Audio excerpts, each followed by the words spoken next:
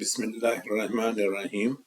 آج کا میرا عنوان ہے شیخ احمد رفاعی کا قصہ مختصر یہ ہے کہ شیخ احمد رفاعی 555 ہجری میں رسول اکرم صلی اللہ علیہ وسلم کی زیارت کے لیے گئے تو وہاں پہ رسول اکرم صلی اللہ علیہ وسلم نے قبر سے اپنا ہاتھ باہر نکالا، یعنی قبر مبارک سے ہاتھ باہر آیا، جس کو اس شیخ نے بوسہ دیا اور رسول اللہ صلی اللہ علیہ وسلم نے اس کے سلام کا جواب دیا۔ 1000 لوگوں نے دیکھا۔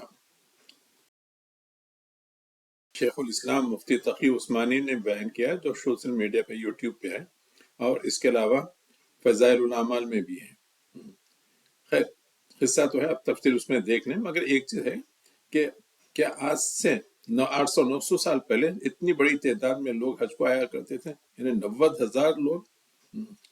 اور دوسرے کہ یعنی رسول اکرم صلی اللہ علیہ وسلم نے اپنے صحابہ اور امہات المومنین کے لیے ہاتھ نہیں نکالا، اور اس صوفی کو جو رسول اللہ علیہ وسلم کے انتقال کے 500 سال بعد آیا، اس کے لیے ہاتھ نکالا۔ کیا اس کی عزت، اس کا مقام اتنا بڑا تھا کہ جو ہے نا اس کے لیے ہاتھ نکالا جائے؟